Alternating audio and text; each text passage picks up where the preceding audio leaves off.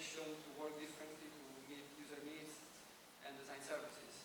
So I think the idea of service design today is really much in line with the idea of really focusing on work features and workplace design as well. And of course, there is the sort of umbrella of the metaverse, which is the very difficult subject you choose for this conference. Full disclaimer, spoiler alert, there is not a lot of metaverse projects in the service design industry, because metaverse is such a new subject that we are still trying to sort of digest and explore it. Okay. And so I tried with this presentation to really put together some examples of existing metaverse experiments and comment them from the point of view of a service designer. As I was introduced, I have a PhD in design innovation, and I run my own agency called Studio We.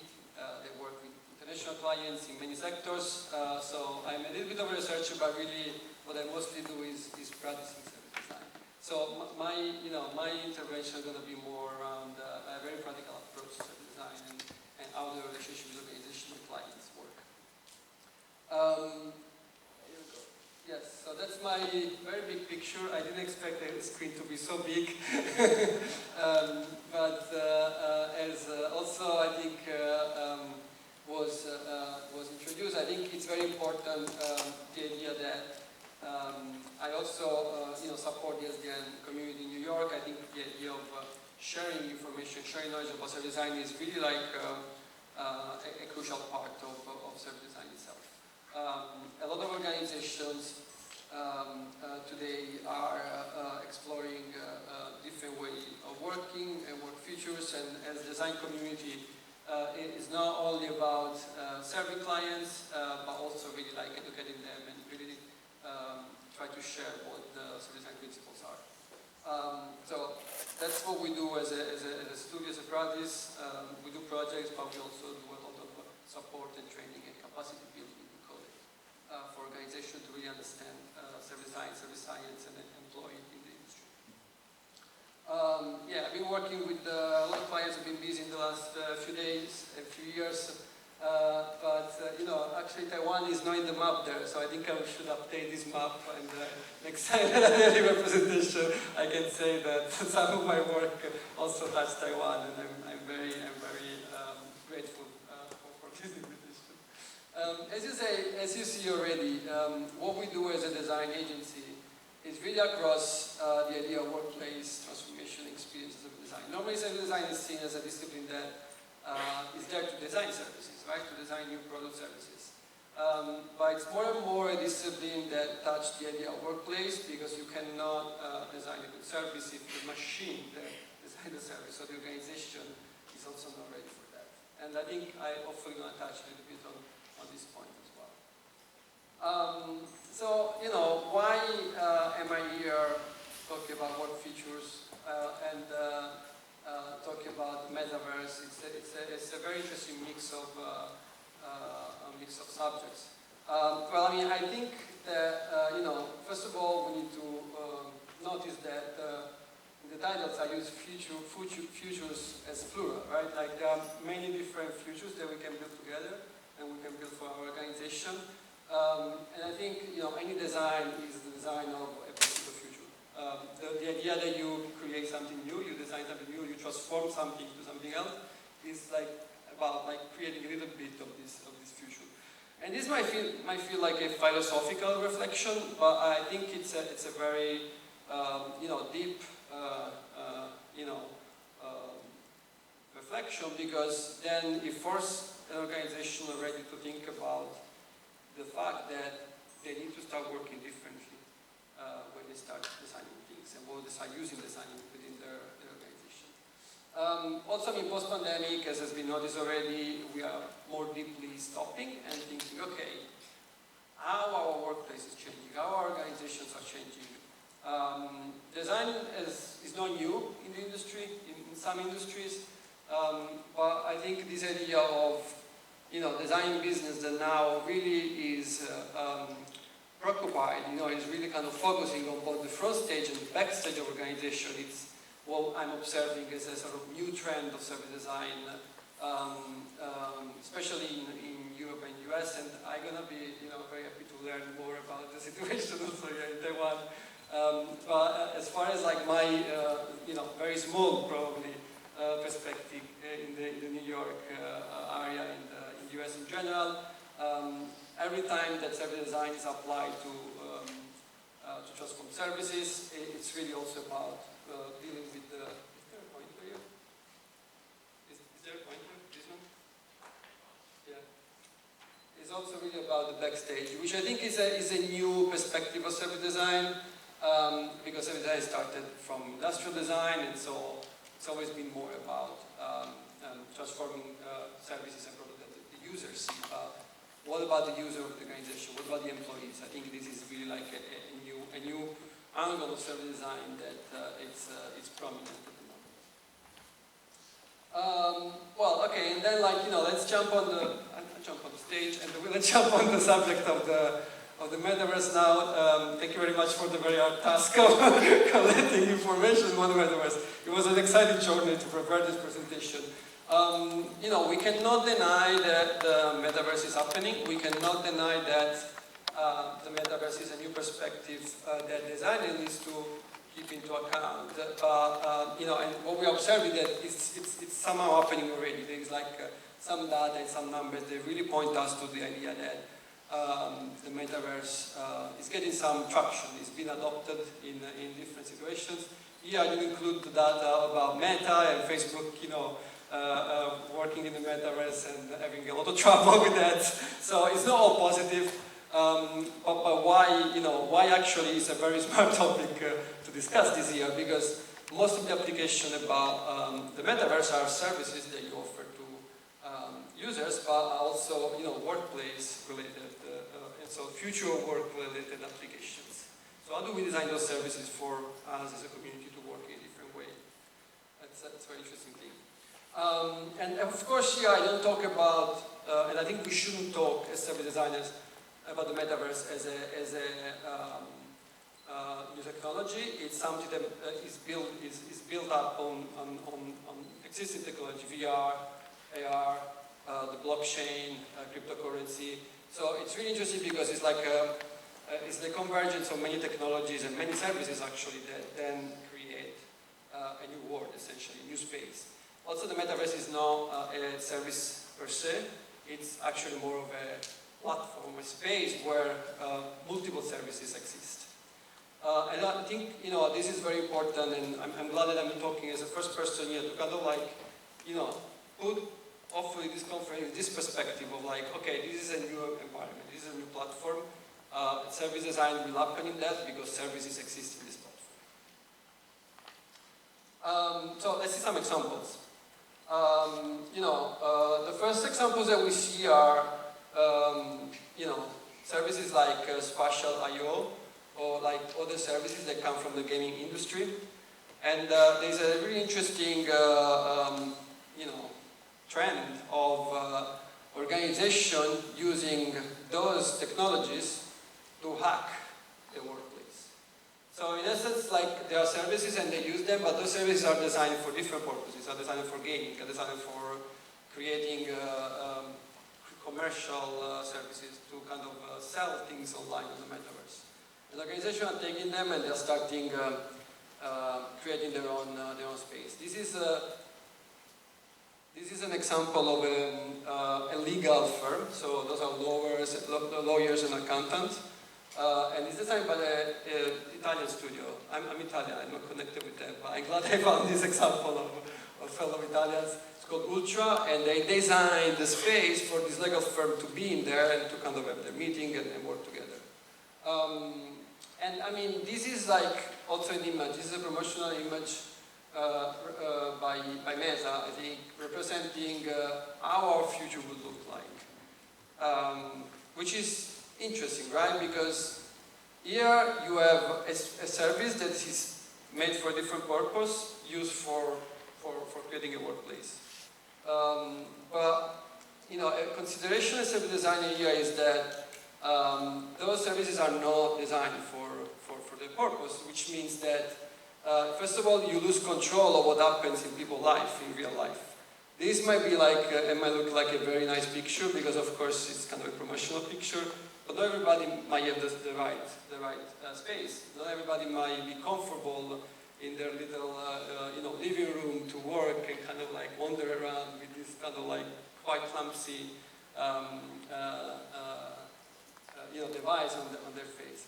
And so I think the first, human-centered consideration on the metaverse is the idea that yes, we need to design the front end of the metaverse, but the back end is very important. Understanding what people do while on the metaverse and why kind of like in front of this filter, of this barrier, which is the interface, I think is a very important consideration.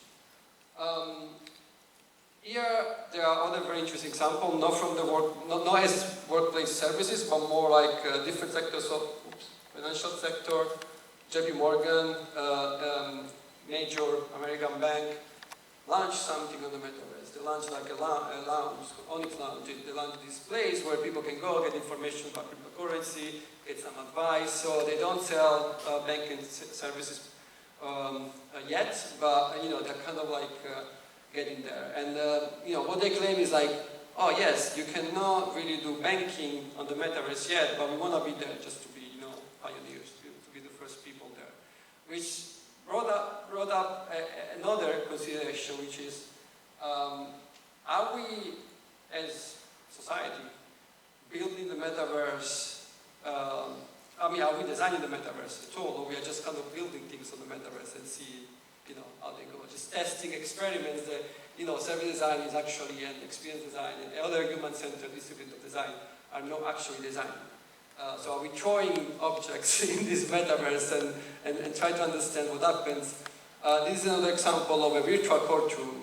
And again, it's not the idea that I want to stop experimentation, I want to stop testing things. I think testing is great. But in this idea of the metaverse, again, because there's a barrier between the virtual space and who we are as people, there are other considerations about identity. Do we understand who is there, or who is there is an avatar that is behaving a completely different way than the actual person? Is it a real person? Are there people that want to use these services and they might kind of misbehave or abuse the system, or fake identities? So all these things are all subjects that I'm surfacing, and I don't have any solution here, but I think as service and community, I think they are really like the conversations to have with metaverse builders, with companies that want to build on the metaverse. And then we move to another idea that it's very similar to software services, SaaS. This is metaverse services, MaaS. And it's this idea of not building just services within the metaverse, but building platforms that are services to create metaverses. So here you can join one of these platforms and they give you like a nice set of tools and features to build your metaverse. Facebook is working on it, Microsoft is working on it. SoWork is another smaller company that is working on it. And here you can create, if you're a company, you can create your own headquarters or your own office, and here you have possibilities of adding some sort of Zoom meeting, and you have places where you can jump in and connect your tools, your digital tools, and you can kind of work and share and integrate the digital tools that you're already using with a more kind of comprehensive holistic space. Now, if you look at workplace design, and again, sorry to jump on a completely different discipline, that's the conference, but again, I think workplace design, service design, now they are meeting, because if you look at workplace design, workplace research, you'll see that the main thing is do not use standard solution. Activity-based work works, sort of. The open office work, sort of. They are models. They are general models, but they need to be highly customized for your purpose. So they are essentially just kind of framework conceptual model, but then you need to kind of design the thing for yourself. In those platforms, you would not be able to, highly customize your workplace, therefore your service for your employees, because we are still at a stage where all the offices in this platform are going to kind of look like that, because you cannot change, maybe the furniture, you cannot change the color, you cannot change, you have some limitation, you have a lot of limitation at the moment. I think this is another thing of like, how do we avoid standardizing the metaverse? Because, by standardizing the metaverse, you might lose the strategic goals that you actually want to reach in the first place when you decide to be on there. So, just to sum up a little bit what I said before in the consideration of these case studies, I think we are facing some design challenges in service design, if we look at service design in the context of the metaverse. The first one is user centricity in physical digital complexity. So, you have a complexity of like the physical space where people actually live, where the body of the people live, and then you have physical virtual space, which is the metaverse, and then you have the digital layers of like the communication tools, devices we use. So you have at least like 3 different channels.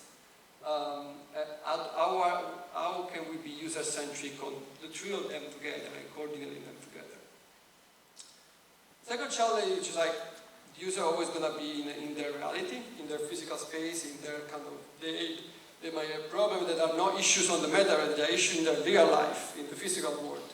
How do we account for that? We need to kind of work on both layers. And so it's behind the physical digital experience, because as we know, if the user is in a bad mood, they don't going to use the service, and it's not your fault. But now you have like the user in the bad mood in the metaverse and the user in the bad mood in the real life.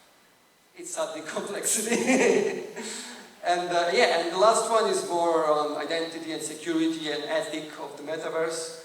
We see a lot of issues in the social media space, where people do frauds, people like do illegal activities in there, people abuse other people, people share violent messages, all this very bad stuff, right? In the metaverse, it's still a fairly unregulated environment, and so as designers, how do we kind of deal with those non-policy, how do we help building those policies to make the metaverse a safe space? Those are the challenges that we have as designers. On the other hand, companies are essentially just saying, we just want to be on there.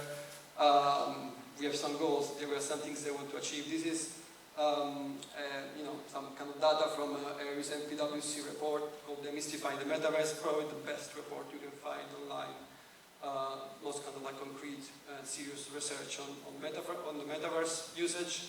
And companies said, we want to reach the consumer experience, we want to collect new data on customers, we want to market physical and digital products, metaverse payments and finance is something we are developing, offer hardware application for metaverse. So it's like, okay, we are going for it.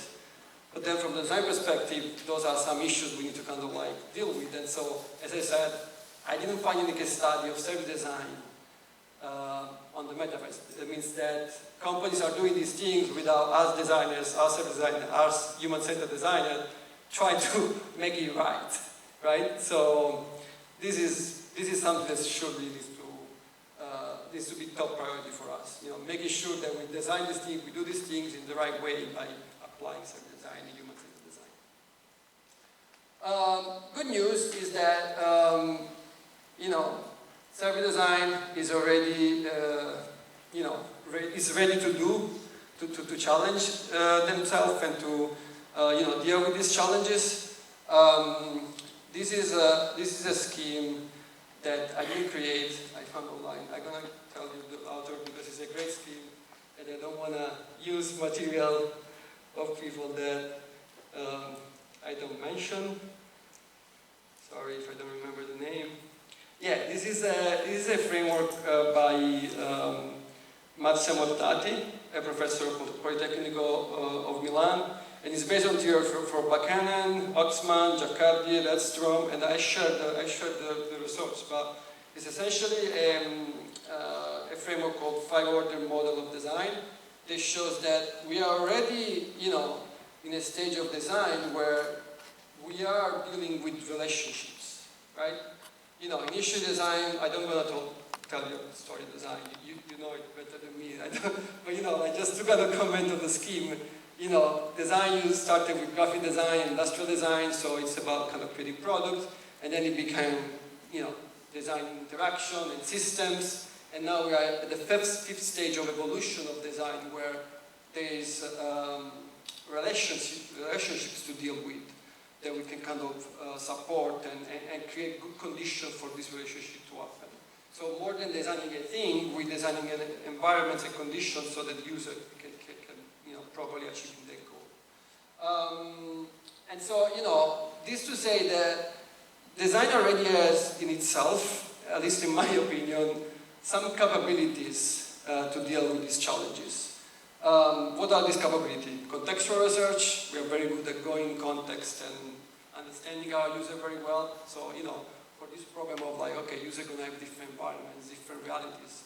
We are good at that. Maybe we need to do more of that because now we have different challenges, different channels and different environments. But, you know, if we do user research, contextual research, well, we're gonna be able to understand the metaverse and how people feel and behave in the metaverse. Experience prototyping.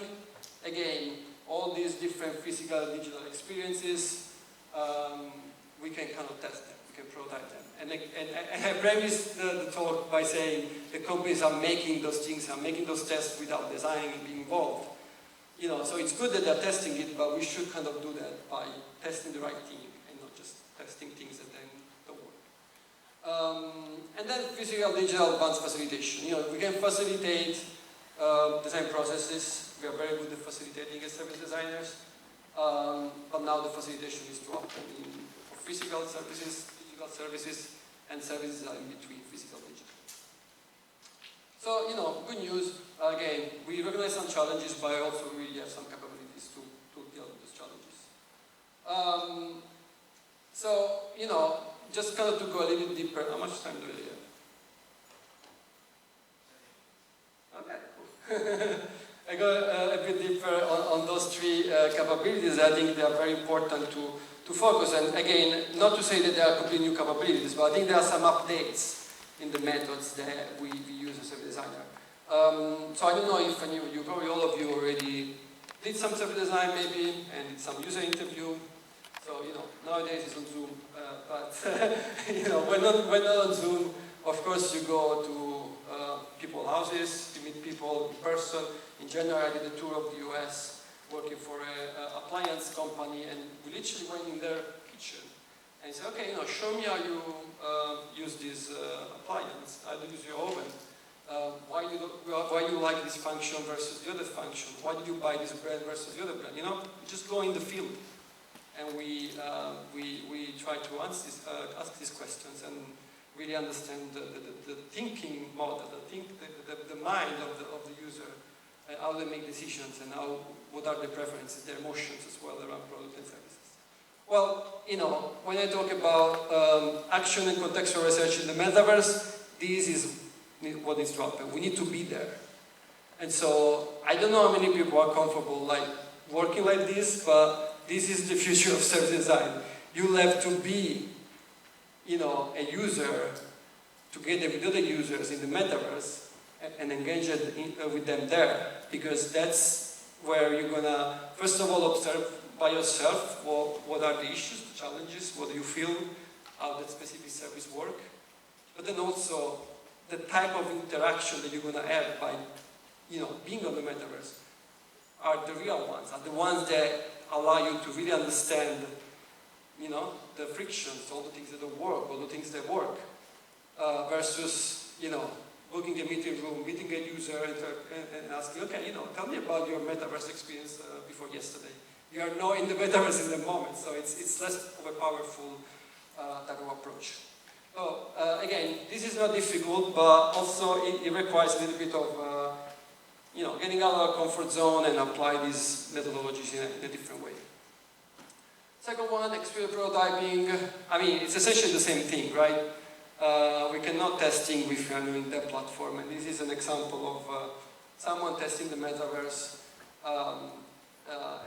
You know, there's not much to add here. besides the fact that I think, service design has always been a very low-fi type of discipline. Like we're testing in a very simple way. Even when we do UX-related work, we work with like paper and kind of cards and kind of like, test things in a very simple way. The metaverse is so complex technologically that, I think it's hard to sort of simulate any type of prototype without actually being on there.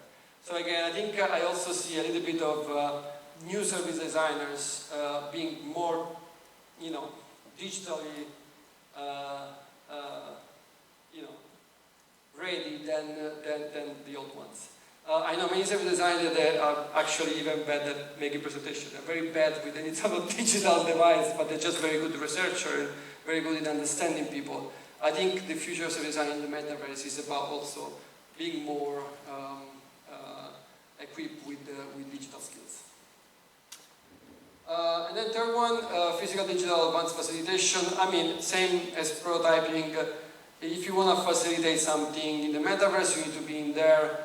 And this brings up a lot of challenges, technical challenges, but also the idea of being in the room together is very powerful when we develop things, when we co-design. How do we co-design in the metaverse?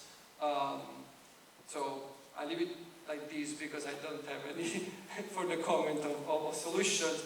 But I think facilitating in an era where we can facilitate in person, there are decent tools to facilitate online, Zoom, Miro, digital whiteboard. Now we have this extra layer of like the actual metaverse space that we can use for facilitation. So, the title of my speech is, or the subtitle is, you mentioned these new artifacts. What is it that we are doing to tackle those challenges and to leverage our capabilities and design the metaverse? What are the new things that we need? And again, this metaverse for me is a metaphor because, even when you don't work on metaverse projects in service design, there are new things that needs to be done for any project that is so complex nowadays that involve multiple technology and multiple channels. Well, one of the responses that I'm seeing again in some of the most innovative design agencies or companies, and some of these that we are proposing to our clients are those two things. Service architecture and governance system. I'll unpack this a little bit.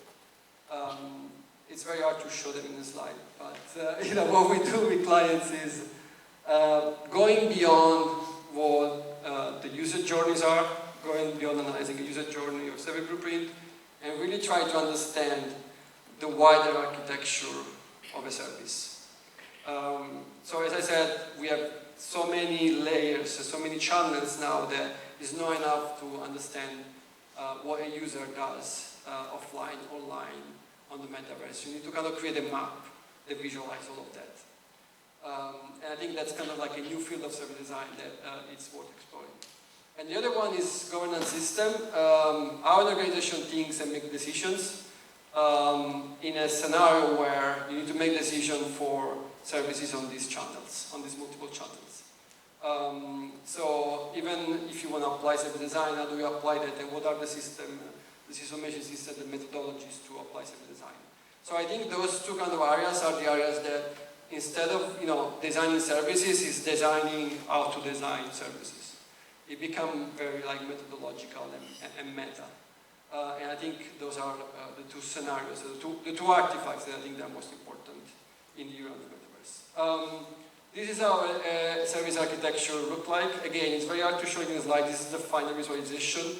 But it's essentially like, what we designed recently for some clients. It's like a Google map, You can have a zoom out version where you have like all the journeys, these are all different services. Within each of these services, you have like multiple journeys. Level 1, level 2, level 3. And then you can zoom in and out and open those kind of interactive tabs and understand the entire architecture of a service. Same thing that you do with buildings, right? You have an architecture, but you have like a zoom in and so on. type of vision. This become very complex, and again, I think it's in service design, we still didn't get to the sort of level of visualization and technical abilities to create those things in a way that is very efficient. I think there's a step there, there's an opportunity. I don't know if there are PhD students or master students that want to kind of take this trip and do studies on these things, try to evolve those techniques and data visualization approaches, because I think it's the future, because data is becoming so complex and service architecture becoming so complex. And last thing again, this is just like the final visualization of how a government department works. And so, in this case, instead of redesigning the public services that we were redesigning, we say, okay, you guys know how to deliver these public services. I think this was a service about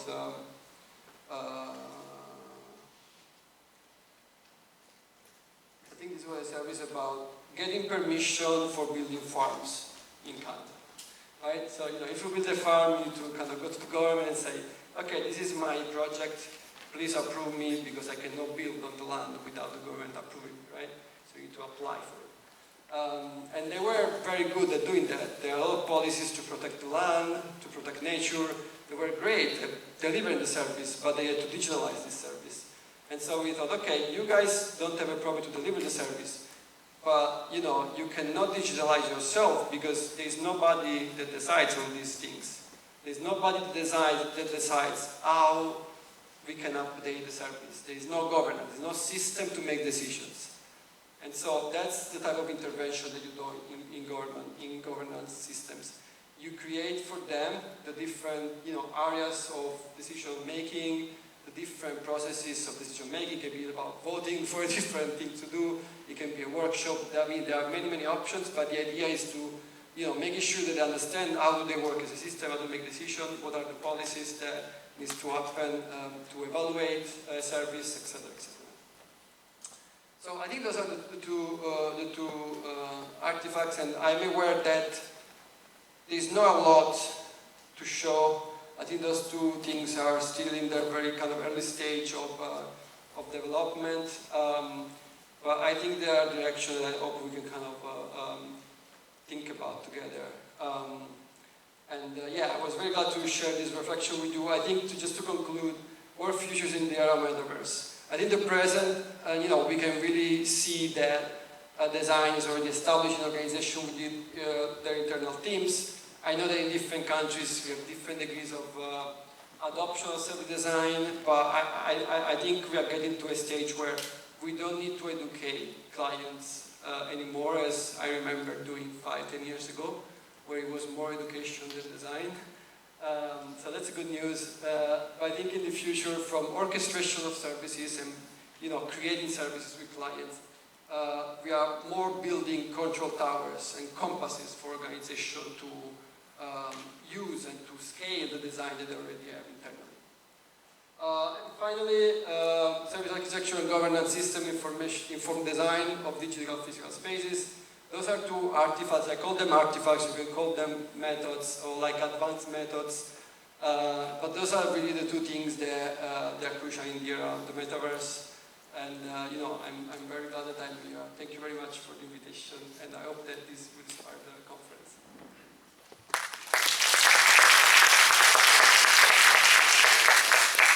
I'll take questions as well.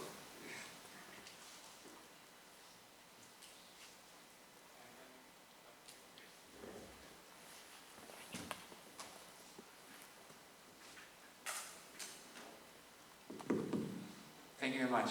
I think you opened up a very good arena for us to think in the future. Yeah, thank you very much. Yeah, because when you start to introduce yourself, it was called Live and Work. Because it's a company, I think it's very famous. But it was a big transition for the company. It was merged by Commerce One, right? So I think one thing regarding design is discipline, especially for service design. And then you talk about feature. So can you project what the future will be, since the service design actually have to cooperate with consulting firm, okay, or some kind of internalize into a company, become an element of their corporate value creation. And for the metaverse, for example, as an example, what's the future for people major in this area of even research or practice in service design? Could you give us some kind of your suggestion? Yeah. Working? Yeah, that's a great question. I mean, there are two questions there, and there are two big ones. So I think there's a lot of discussion. So first one is like, what's the role of consultancy? What's the role of like design, external, internal organization? It's a big conversation in the US and Europe. First of all, a lot of the pioneers of the design, they've been acquired by big companies. So that's one phenomenon that happened. Why? Because companies understood that service design is, something that can create strategic advantage and, just kind of more efficient and more productive services. And so they, instead of working with consultants, they bought them. Now, this created two things. One thing is that there are very few consultancies around now, and they are all part of companies. This creates a little bit of a diversity problem because, of course, you need the consultancies as kind of like, people that are more free to develop things, to innovate methodologies and then bring those to companies. When a consultancy gets acquired by a company, yes, the company use them and they become their internal capacity. But of course, they are a bit more constrained by what the company needs to achieve, right? And so that's kind of a bit of a problem. But the other thing is, yes, what's the role of consultancy in a world where every organization already know how to do service design because they learn how to do it or they acquired a consultancy doing that. So they know already. Like, most of my clients are service designers. As a small independent consultancy, most of my clients are service design departments. Which brings us to, to this. Because they don't need to do a journey mapping anymore. Like, we don't sell journey mapping, we don't sell service blueprint, we don't sell even user interview. What we sell, okay, you do already service design, but you need to scale. You need to go like from 100 service designers working on 5 projects at a time to 2,000 service designers, and even non-designer in the organization using service design. How do you scale that? Governance, right? So that's the type of thing that we try to sort of like build, the capacity. So it's more like, we are like personal trainers, right? Like they need to do the work. We are there to kind of like coach them and train them in more advanced techniques. And that's why it's important to be independent, because by being independent, I can be here and talk to you and learn new things and kind of advance those methods and then bring those methods to this organization that need to, if you need to do service design, you have a book. Like you read a book, you do service design, that's okay. You can join a master's degree. There are ways to do that now. But yeah, the role of consultancy now is to scale those capabilities. Second question was, the future of the metaverse. Well, I think it's like as anything. There are a lot of. I think there are two narratives of the metaverse. One is the sort of startup type of narrative. Of course, there are going to be people investing in the metaverse, and there are going to be companies building things that don't work. We see this in so many industries: 3D printing, wearable, Internet of Things, all the things mentioned. Like, this is like it's a financial system. There are investments, and startups build things, and then they crash sometimes. Some make it, some make money, some not. So the same thing here. Like, as service designer, I think it would be a better idea to see that this is going to happen anyway, and we can help building things that make sense. So I think the future is a future of a lot of experience in the metaverse that's going to fail very bad in the next maybe 5 years. But if we can get them early, we can help some of these projects and startups to build things that are going to fail. So it's kind of simple.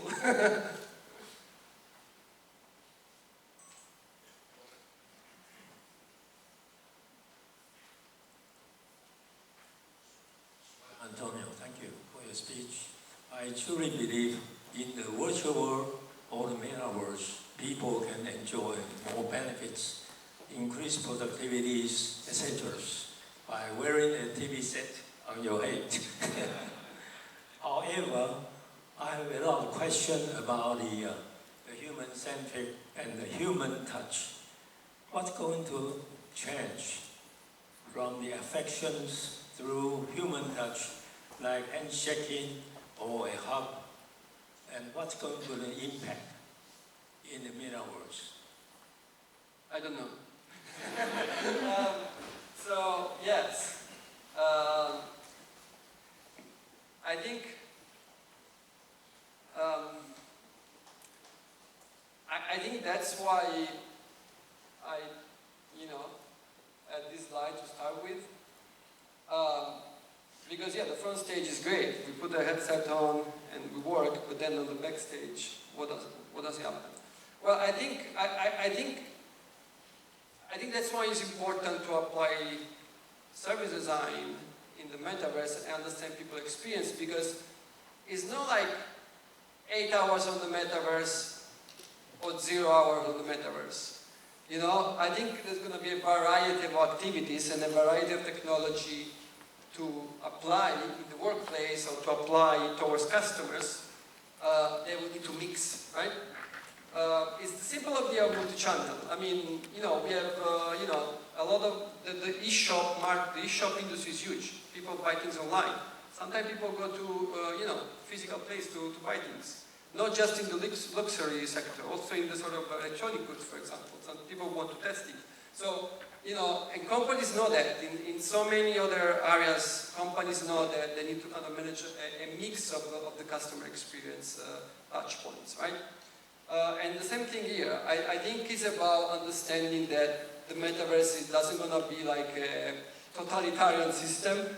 We don't gonna just kind of like give up our bodies, give up our sharing a coffee together.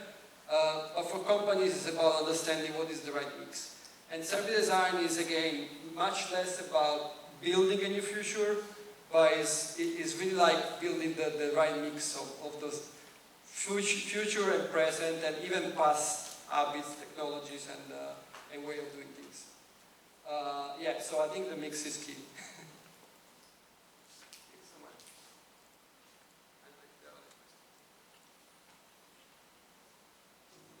Okay, really thank you for Antonio, your very insightful kind of sharing. One of your slides talking about contextual research, okay, that's one of the capability in the metaverse companies build. But on that, could you address a little bit more detail in terms of the challenges of doing the contextual research? The reason I ask is because when in the metaverse, all the participants are able to use the physical world and the virtual world mixed together. Each participant may have different thinking model. They may look at different pictures, right? And how, one hand can empower them, and the other hand will having them both together. And sometimes that create diverse perspective and then bring a lot of challenges. I don't know what your thoughts on that. So, for this, I think there is a cultural aspect of service design, and then there is more of a situational aspect. So the cultural aspect is, I think as service design, as I mentioned, we are pretty low-key. Like interviewing people and, even field research is really about uses the least technology possible, going there, connecting. It's about connection. It's about really kind of sensing and understanding users. Even when we do tests for UX and digital products, we try to be in the same place and see how people, the body language of a person around the device or interface. I think the metaverse forces us to be more digital. And I think there is I call it like a cultural aspect, because I think in service design programs, or even in big consultancies, I I think there's a tendency of like staying away from technology because it sort of like separates you from the human connection. But here we need to find a new compromise for this. Because again, I don't want to interview people in their living room of their experience of the metaverse. I need to be on the metaverse to do that. So I think that's one problem, and I don't have an answer to your question, but I think that's kind of like, sorry, that's the type of problem space that we need to be in and try to kind of solve and innovate in. The situational aspect is the fact that when I interview Emma there, this person, I didn't do it, but let's hypothesize that I'm gonna be, a researcher in this situation, and I start engaging with these avatars. Those are no people, those are avatars. What I'm gonna get from there is their thinking, their feeling, their opinions, their behavior filtered by the screen, filtered by the system, filtered by the fact that they're in the metaverse.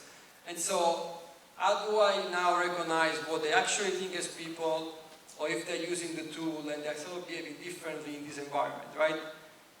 If we go for dinner with our family, we behave differently if we go, for dinner with colleagues. And so I think we have a situational problem here where we need to interpret a different level, like, okay, we interview this user, and those are some insights that are about them as people. Those are some insights that are about them and their action as a digital avatar. So we are adding an identity to a user. And I think that requires, revisiting all our user research techniques. Like, simple example, we do research guides, and then we use those guides to go in the field and do all the interviews. Those research guides need to change because you have this different consideration. I think this is really a task for design education more than for design practice. So again, I think we should focus on this and work conversationally and find solutions together.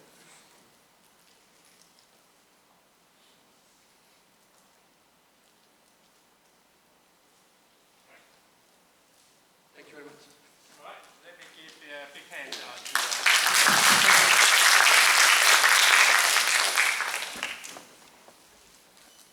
Once more, thank you, Dr. Iadarola, again for your wonderful speech, and thank